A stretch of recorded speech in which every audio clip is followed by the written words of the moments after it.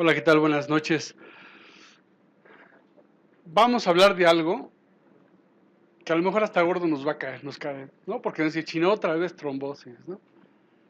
No tan solo nos dan pláticas de esto, sino que tenemos que aventarnos las de los anticoagulantes y bla, bla, bla, bla, ¿sí? Y en general, como todos, cuando comenzamos a ver un tema que es repetitivo, que cada 6 meses o que cada año lo vemos, nos comienza a caer gordo y hasta con cierto pesar volverlo a escuchar.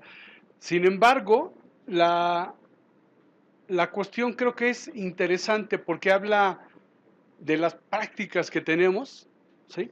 Y de lo que realmente hemos incorporado, donde a pesar de tener una y otra sesión y lo volvemos a ver y tenemos un paciente y bajamos con los de imagen y, ay, mira, tiene esto, y la verdad es que sigue siendo un problema,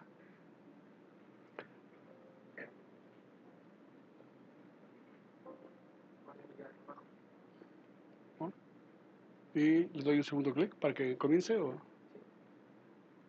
no, a ver. Bueno, la realidad es que todos conocemos esto, que en realidad es una simplificación de lo que sucede. Sin embargo, sigue siendo lo más importante, ¿sí? Porque identifica perfectamente los factores que son daño endotelial, estasis, en fin, que echan a andar toda una cascada que pone en contacto células con la pared y estas a su vez liberan muchos mediadores que va a dar lugar a toda la cascada, finalmente para poder formar un caulo o trombo en su caso. ¿Y por qué vamos a hablar de esto? ¿Sí? Porque primero la cirugía, ¿sí? Aumenta este riesgo hasta 3 meses después de que el paciente sea operado, ¿sí? Por liberadores que hay, seguramente tiene de ahí la importancia a veces de poner a caminar al paciente tan rápido y que siga caminando. Dos, esto es ocurre especialmente en procedimientos oncológicos y ortopédicos. Curiosamente, por ejemplo, la cole por lapas de los más bajos que se asocian a trombosis. Sin embargo, aún con todo eso que sabemos, con todo lo que vamos repitiendo, no ha bajado, ¿eh? La frecuencia de tromboembolia no ha bajado. Permanece prácticamente igual durante los últimos 20 años. Con todo y lo que han aventado, con todo de que ya lo hacemos hasta o se supone que lo hacemos ya en automático al paciente, colocarle sus medias. Y entre otras cosas también siempre nos pregunta, ¿y si se verán las medias? Que es en común, las medias es para enfermería lo que el pantoprazol es para los médicos, ¿no? Todos, ¿no? Y la cuestión es, aquí por ejemplo en el hospital, un poquito viendo esta situación, en el año 2001, Arredondo, que es uno de los residentes egresados, localizó 98 pacientes con trombosis en el hospital, que tienen una mediana de 61 años, y muchos habían ingresado ya con sospecha antes de ser ubicados, ¿sí? Y de este total de pacientes, solamente el 18% tenía una adecuada profilaxis. 18%. Y yo les puedo decir que la enoxa creo que prácticamente tiene mi edad, cabrón, ¿no? Y estamos hablando de 18%. 7 de funciones relacionadas. En fin, él identificó la inmovilidad, la edad mayor de 70 años, antecedentes de TEP previa, que es una constante en todos. El factor de riesgo más importante para una TEP es que hayan tenido una previa, no hay duda de eso. Cirugía, obesidad y tabaquismo. Luego, Cedillo y Cortázar en el 2014 juntaron otros datos para localizar los eventos venosos y vieron que las embolias pulmonares en el 2014 fueron 35, con cierto predominio de las mujeres, que no se repitió para el 2015, la trombosis venosa 20 y 15, sí, y trombosis venosas cerebrales. Como verán, permanece, siempre hay. Sí que es importante entre lo que ellos aplicaron la escala de Padua, que es una escala un poquito simplificada para poder determinar los riesgos del paciente y poder calcular su riesgo, y donde mencionan ese tipo de factores de riesgo, y como podrán ver, el que más se presentaba era cirugía, hasta en un 24%. Sí, ahora, de todos esos que tuvimos, en los pacientes que tenían un PADO mayor a 4 que los hace de alto riesgo, cumplían con la profilaxis que estaba indicada, ¿sí? En algo que prácticamente nos moveríamos entre el 50 y el 80%. O sea, podríamos no estar cubriendo adecuadamente el 50% de los pacientes. Estamos hablando de hace 3 años. ¿Sí? Bueno, entonces, ¿qué está pasando? O sea, realmente nada más integramos las medias y ya. Es como cuando nos presentan un nuevo producto, ¿no? La falta que viene, que viene, que viene, que viene, y luego te dejan muestras y por fin lo das, ¿no? Por fin lo vas incorporando a tu arsenal, ¿no? Conociéndolo no, pero lo vas incorporando. Este estudio, el ENDORS, que es como una encuesta de un Día Internacional de Trombosis que se aplicó en 400 casi hospitales, sí se encontró, sí, que el 58% de los pacientes quirúrgicos tenían algún riesgo de enfermedad venosa, ¿sí? Perdón, de ese total de esos pacientes, el 60% recibían una profilaxis recomendada para esa trombosis por enfermedad venosa. El 60%, de 350 hospitales. O sea, ellos estaban teniendo fuera de la recomendación el 40. O sea, no es privativo del Ángeles, ¿no? Esto es un panorama que se sigue viendo. Y bueno, ya dicen, sí, nos alcanzó el día. Vamos a regresar un poquito en el tema, pero dices, ya nos alcanzó el destino, ¿no? ¡Pum! El paciente tuvo una trombosis. Ni hablar. ¿Podemos calcular una probabilidad clínica de trombosis? Podemos decir, con cierta probabilidad, este sí la tiene, este no la tiene, o la puedo descartar. ¿Podemos hacerlo? ¿Con qué score? ¿Conocen? ¿O conocen alguna? Wells. El Wells. ¿Quién conoce el Wells? ¿Quién aplicó hoy el Wells en piso? Bueno, es más, ¿quién aplicó el Padua hoy en piso? ¿O el Caprini hoy en piso? ¿Sí? Que vienen las hojas, ¿no? Y es una sencilla ¿a cuántos se lo aplicaste? 6. ¿De cuántos pacientes en total? ¿Fue en piso? Fue en piso, ¿no? Entonces, vamos por ahí. Entonces, sí, en efecto, ¿no? La escala de Wells, para poder asignarle un punto a cada uno de los factores que se mencionan aquí. Y, de acuerdo a la puntuación, lo que otorgamos en baja, moderada y alta. Y de ahí pasamos a ver cuál es la conducta. En un esquema simplificado, esto sería más o menos lo que hacemos. A un paciente que tiene una escala baja moderada, pasamos a hacerle un dímero D, ¿sí? Que si es positivo, podríamos hacer el Doppler, que si es negativo, podríamos estar descartando, ¿sí? Pero si es de alta, podríamos obviar el dímero y pasar directo al Doppler, ¿sí? Y ahorita vamos a hacer una pregunta interesante, ahora que están aquí los de imagen, que nos van a apoyar en esto, y si esto es positivo, podríamos decir que el paciente tiene una trombosis venosa, ¿sí? Entonces, ¿por qué el dímero D? ¿Por qué no tiempos de coagulación? ¿Por qué no otros tratamientos? ¿Tiene un qué? Primera, ¿qué es el dímero D? Un producto de degradación, ¿no? De la fibrina, ¿no? Uno de los tantos que se liberan, ¿sí? Pero está demostrado un valor predictivo negativo, ¿sí? Porque luego de repente lo vemos y decimos, tiene elevado el dímero D, tiene trombosis. No, su valor esencial es un valor predictivo negativo. O sea, si sale normal, es poco probable que vaya a tener un evento trombótico. ¿Sí? Entonces quedamos que es un producto de degradación de la fibrina. ¿Sí? Finalmente, todos esos procesos pueden aumentarlo y llevar a su aumento.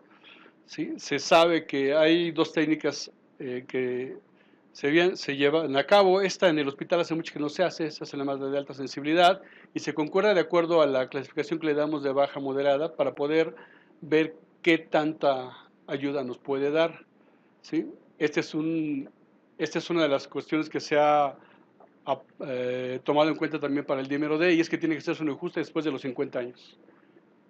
¿Sí? Y después de los 50 años, ¿sí? Por cada 10 años se multiplica por 10. O si el paciente tiene 50, pues es 500, tiene 60, 600. Si tiene 70, 700. Se va multiplicando, ese es el ajuste que se hace. Y este es el estudio clásico que mencionaron. Aquí es donde el estudio que demostró, ¿sí? Que tiene un valor predictivo negativo muy importante, desde el 2003. ¿Sí? Pero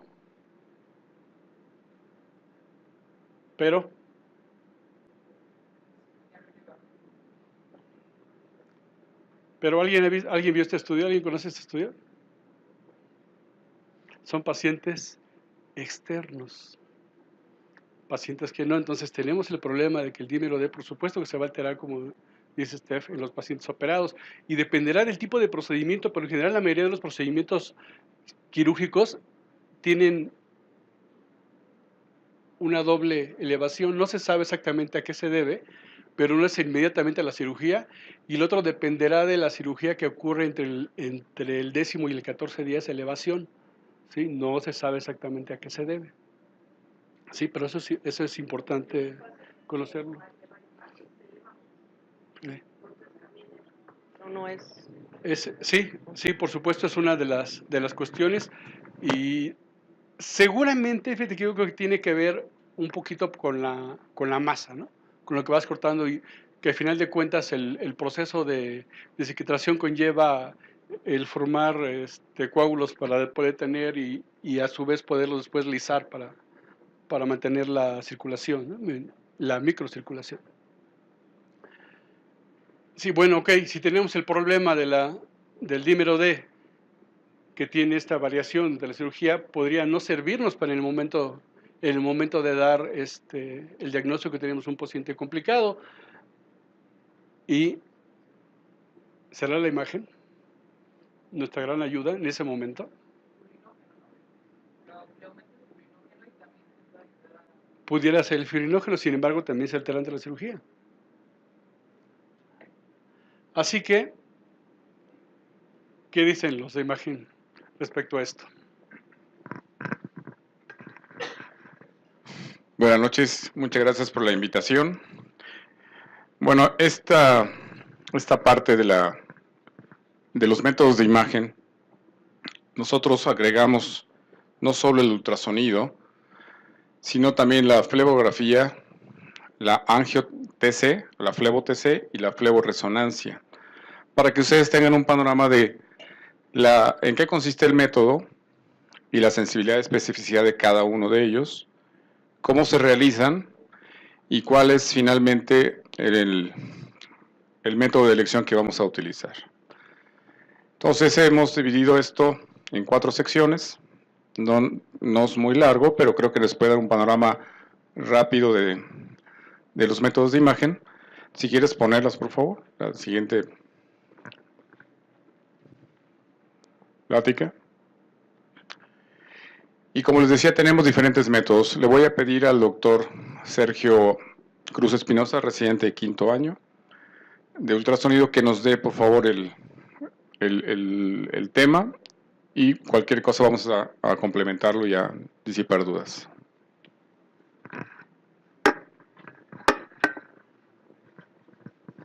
¿Qué tal? Buenas noches.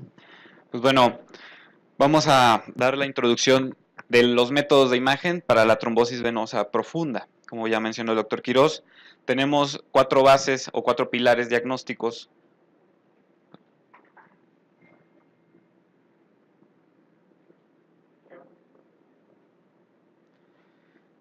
El más antiguo de ellos es la flebografía, el cual es un método invasivo que utiliza radiación, principalmente una sala de fluoroscopía y medio de contraste para poder realizar el diagnóstico.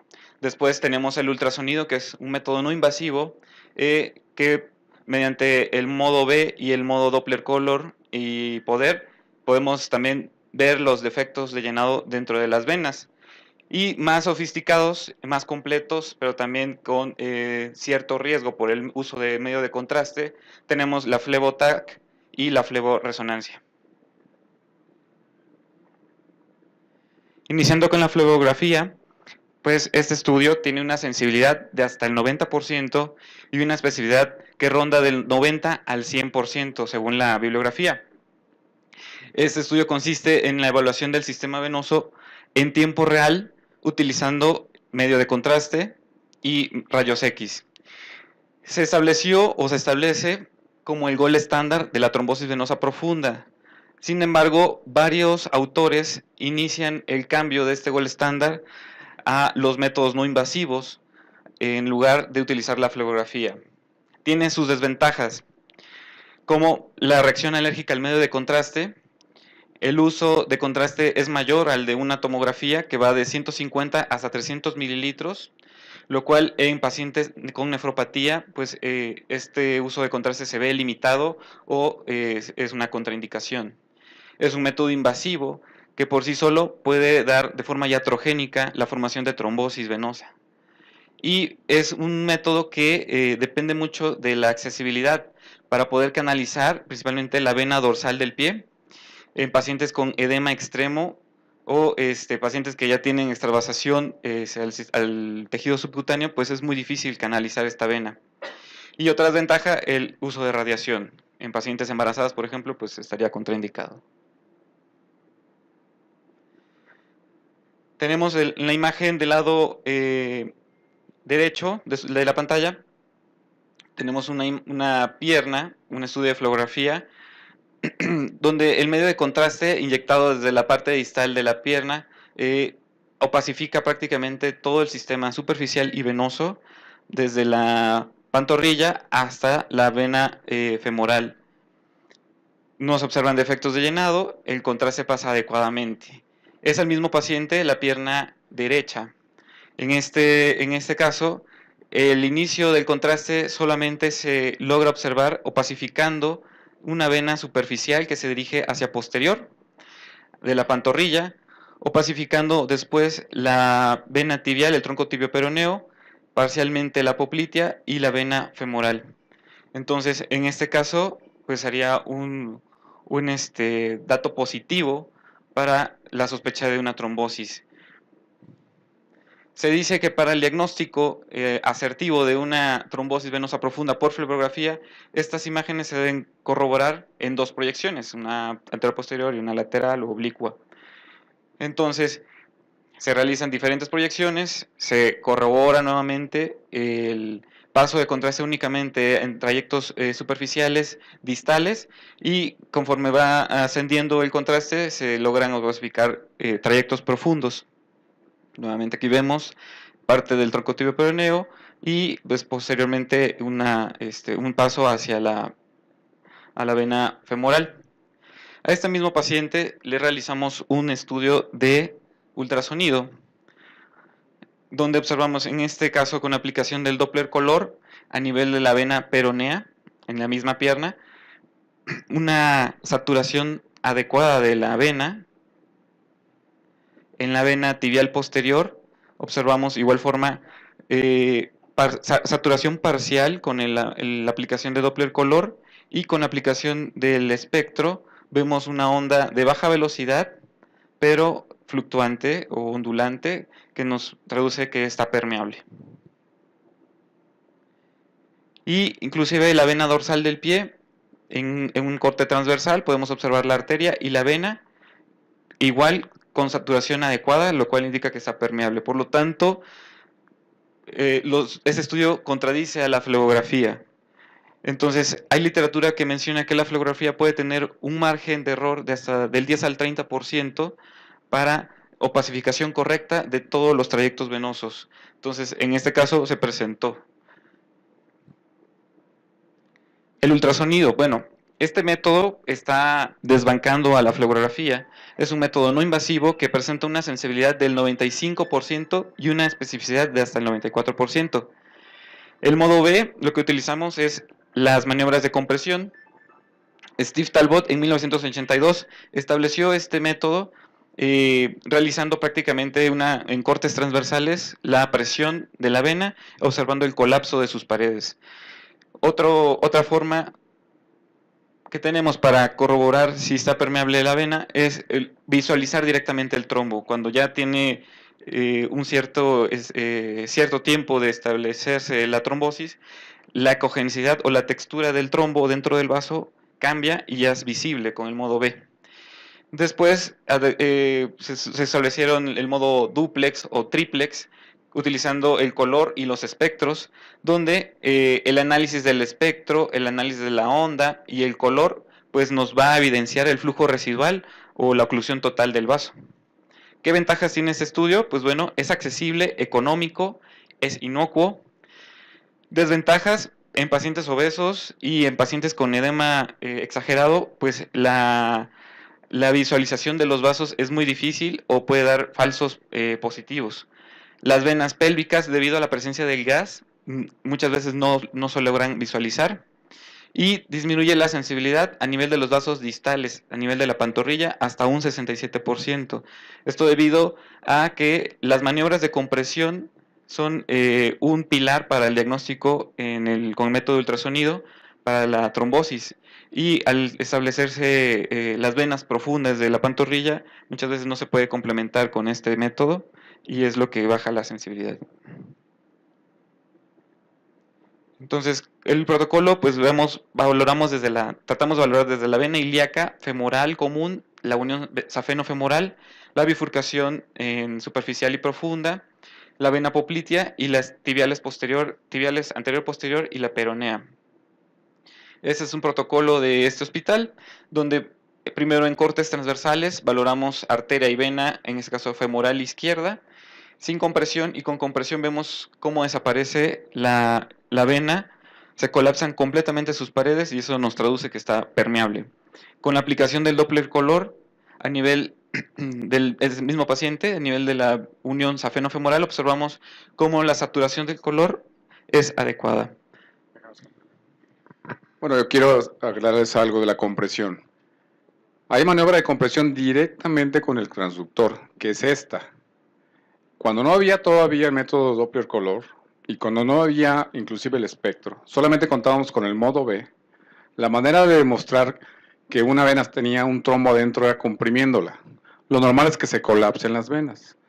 Si una vena no se colapsaba y permanecía exactamente igual antes de la compresión con el transductor, es que tiene trombo adentro, era pues un signo positivo para trombosis. Ya después vinieron el método Doppler duplex, que es el que ustedes ven de aquel lado, con espectro, y finalmente el Doppler color. Ahora, hay otras maniobras de compresión. Cuando nosotros estamos rastreando la pantorrilla y tenemos apenas un flujo pobre, perceptible, le comprimimos la pantorrilla al paciente, le hacemos una especie de bombeo y entonces vemos el paso de la sangre. Ese es otro tipo de compresión, más para que sepan cómo se hace el estudio, ¿no? Como menciona el doctor, con el Doppler duplex podemos observar tanto el color, la saturación de la luz del vaso y además el espectro, el cual generalmente tiene una morfología monofásica, es decir, está de un solo lado de la línea basal y además es ondulante o fluctuante con los cambios de respiración del paciente, con los movimientos respiratorios. Esto es lo normal. ¿Cuándo vamos a encontrar datos de trombosis venosa? Con una distensión de la vena, con o sin ecos visibles en su interior, material intraluminal ecogénico en el interior de la vena, material flotando en la luz y móvil. La ecogenicidad puede ser variable, inclusive como mencioné, si es agudo, muchas veces es inclusive imperceptible y cuando va evolucionando la cronicidad se va haciendo más evidente. La falta de compresibilidad de la vena, el edema de la extremidad, vasos nativos dilatados que pueden actuar como colaterales y los depósitos ecogénicos en localización desde catéteres. También es muy importante esta valoración. En la primera imagen de la izquierda podemos observar un corte transversal con aplicación de Doppler color a nivel de la arteria y vena femoral, donde podemos ver, bueno, se ve, la luz nos deja ver un poquito de ahí, podemos ver que la vena presenta una imagen hipoecoica, un gris oscuro en su interior, con escasas líneas de color de saturación azul. Eso quiere decir que se encuentra ocupada y solo permite el paso en los extremos de la vena, de la luz, debido a una oclusión parcial. En la imagen central podemos ver que con aplicación del Doppler color, la vena, la luz de la vena se encuentra ocupada completamente por una imagen heterogénea, con líneas ecogénicas, y no satura para nada con aplicación del Doppler color. Esa es una trombosis completa. Y con la aplicación, en este caso, es de compresión con el transductor a nivel de las venas tibiales anteriores. Vemos que ambas en corte transversal se observan como dos imágenes redondas con de cierta ecogenicidad aumentada en su luz, y con la maniobra de compresión pues no se comprimen, se permanecen intactas. Esta es una oclusión total también de ambas tibiales.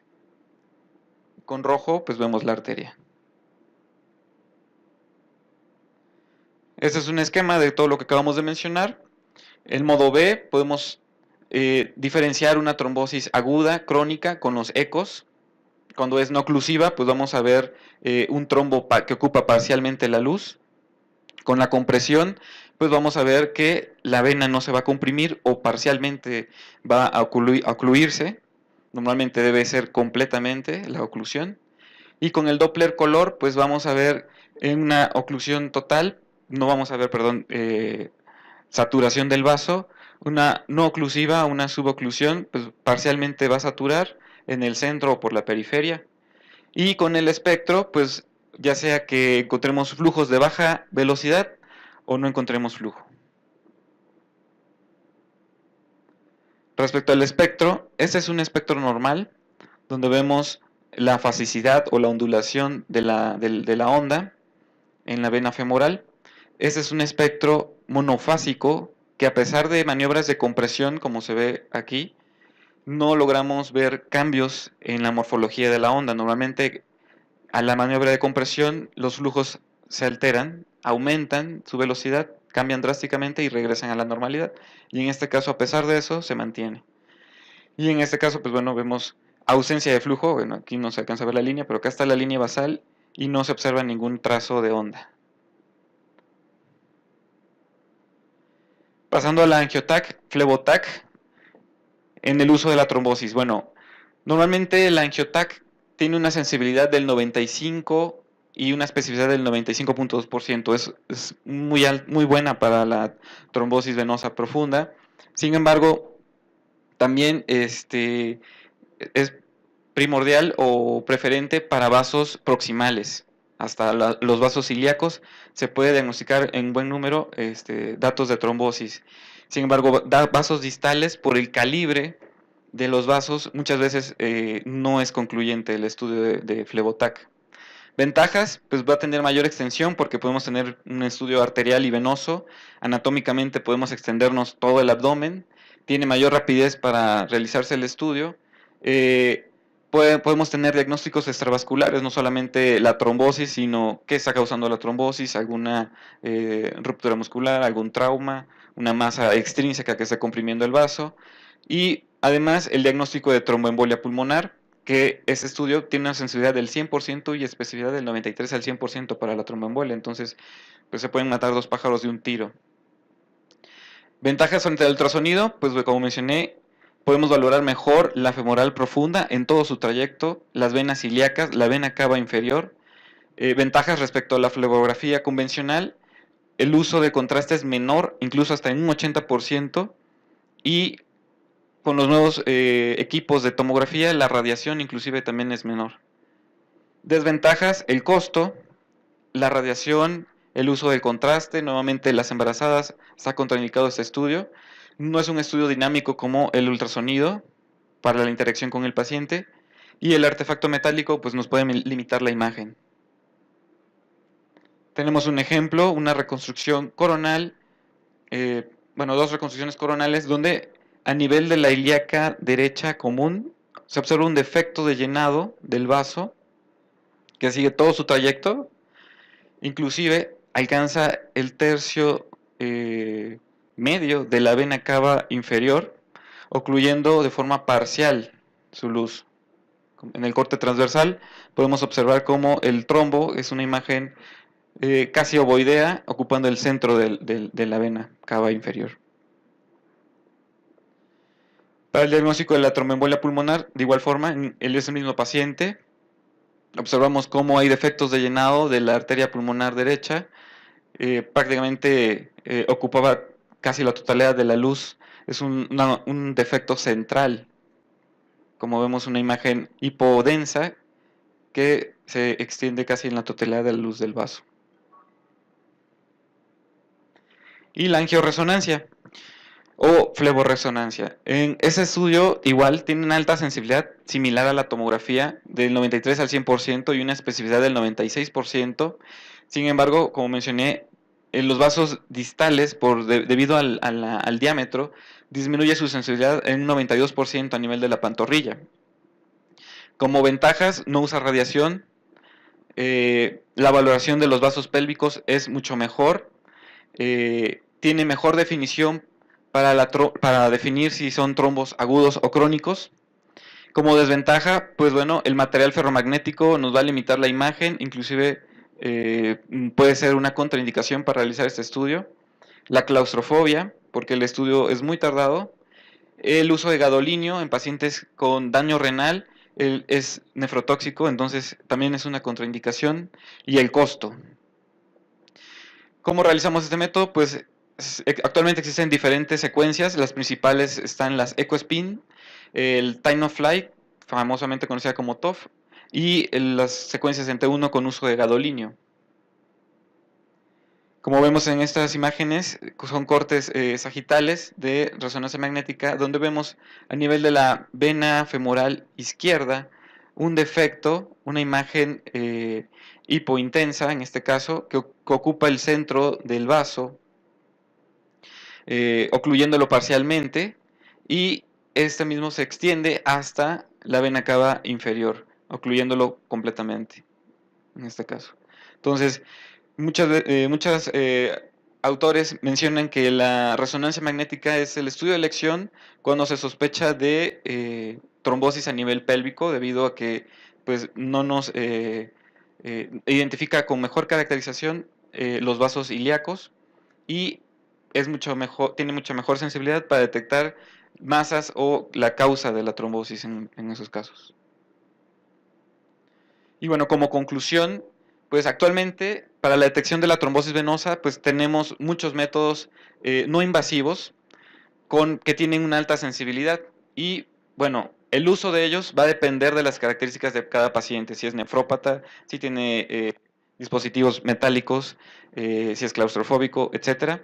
Entonces, el uso del método de elección pues, va a depender de cada paciente. Sin embargo, la flebografía ha ido disminuyendo su uso debido a ser un método invasivo que por sí solo podría condicionar una trombosis venosa y está siendo reemplazado por el ultrasonido Doppler debido a que es un estudio no invasivo y tiene casi la misma sensibilidad y especificidad. De no ser concluyente el ultrasonido, podríamos proceder al uso de una flebografía y inclusive, en caso de estos dos a pesar de estos dos estudios, tener duda diagnóstica, la venotac y la venoresonancia pues nos terminarían de concluir el diagnóstico.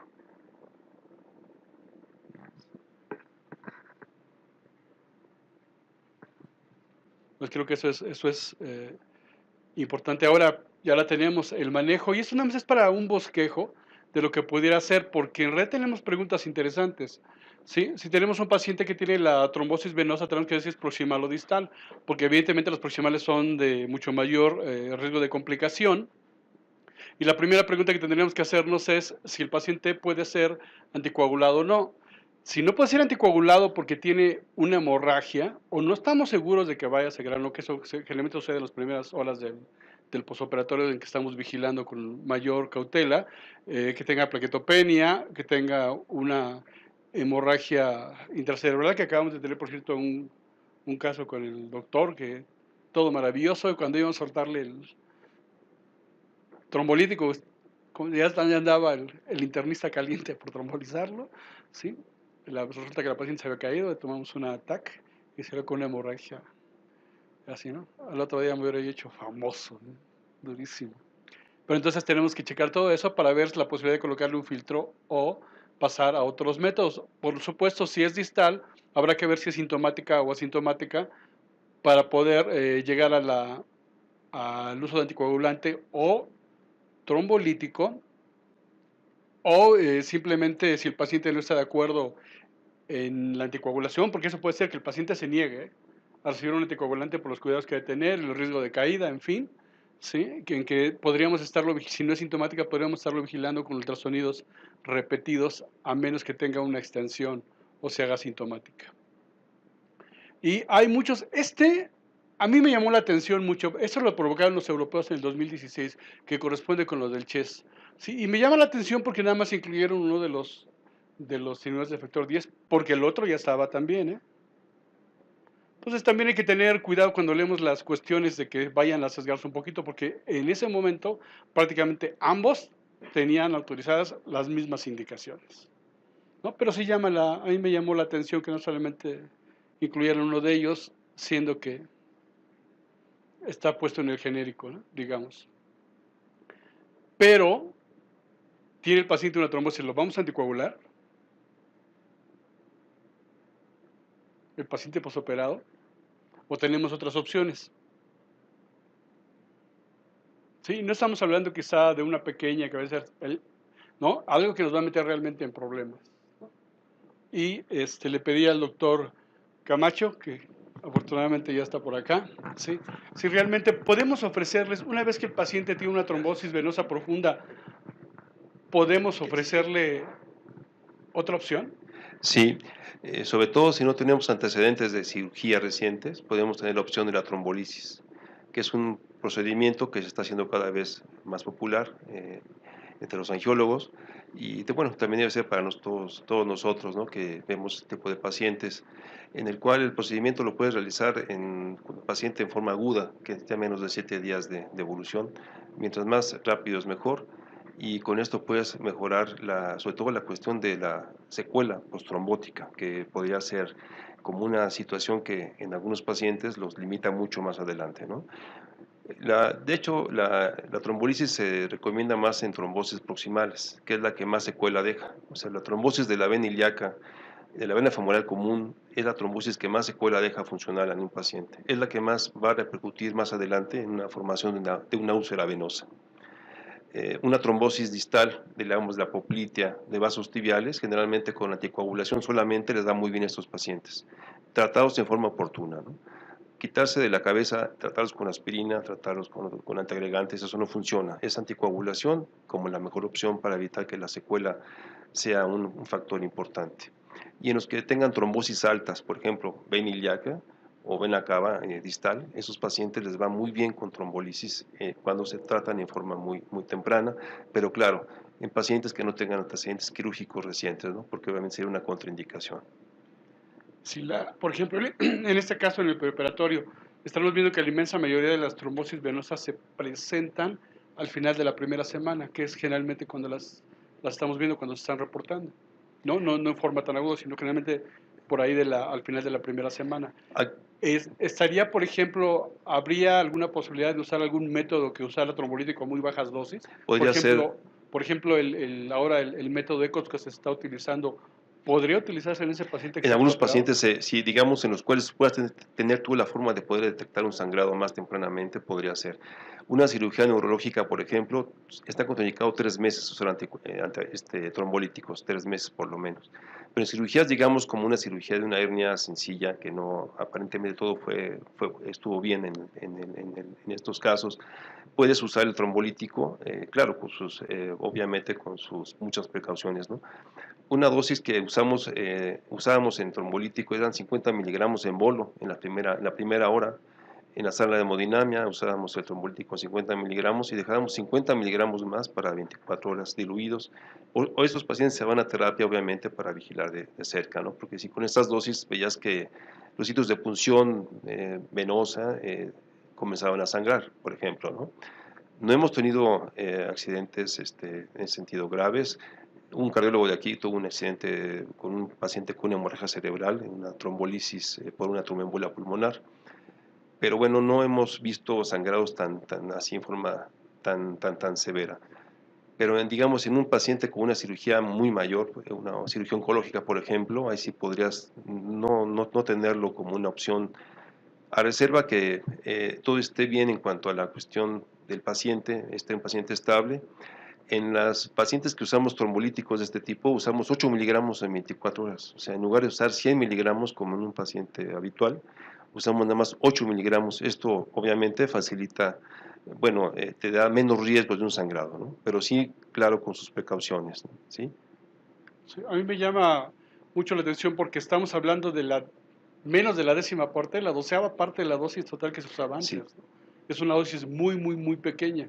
Sí, había visto reportes donde, por ejemplo, asociado a trombosis que se presentaban generalmente en pacientes que tenían procesos ginecobstétricos, en que lo habían usado sin aumentar mayormente el sangrado, ¿no? Habrá que esperar, yo creo que más estudios para ver en cirugías más grandes, ¿no? Claro, Pero de inicio suena interesante este farmacomecánico, que es que le llaman, ¿no? Este así es, sistema, ¿no? Para farmacomecánico, extraer. sí. Ahora, si no son tributarios de ellos, la única opción que nos quedaría sería filtro y Y anticoagulación, anticoagulación, por lo menos profiláctica, hasta así es. poder incrementar la Incremento. dosis, ¿no? Que generalmente esa dosis puede incrementarse alrededor de la segunda semana a dosis completas. Completas. De hecho, el filtro estamos ya cada vez restringiendo más el uso. Creo que abusamos en un momento determinado todos los angiólogos y algunos cardiólogos. Hemos abusado del uso del filtro en forma sistemática. Se ha visto que el filtro también da complicaciones, sobre todo algunos tipos de filtro, ¿no? Como el trapiz, por ejemplo, que con alguna frecuencia hemos visto que la gente llega a hacer trombosis de vena cava más adelante. Entonces dices, bueno, ¿cuál fue el beneficio de estos pacientes y luego los dejamos con una secuela tan importante, ¿no? Entonces ya el filtro ahorita debe de restringirse realmente a pacientes que sean estrictamente estén contraindicados con anticoagularlos, porque el riesgo de una embolia puede ser alto y una embolia mortal pues no lo sabemos si puede ser una embolia mortal.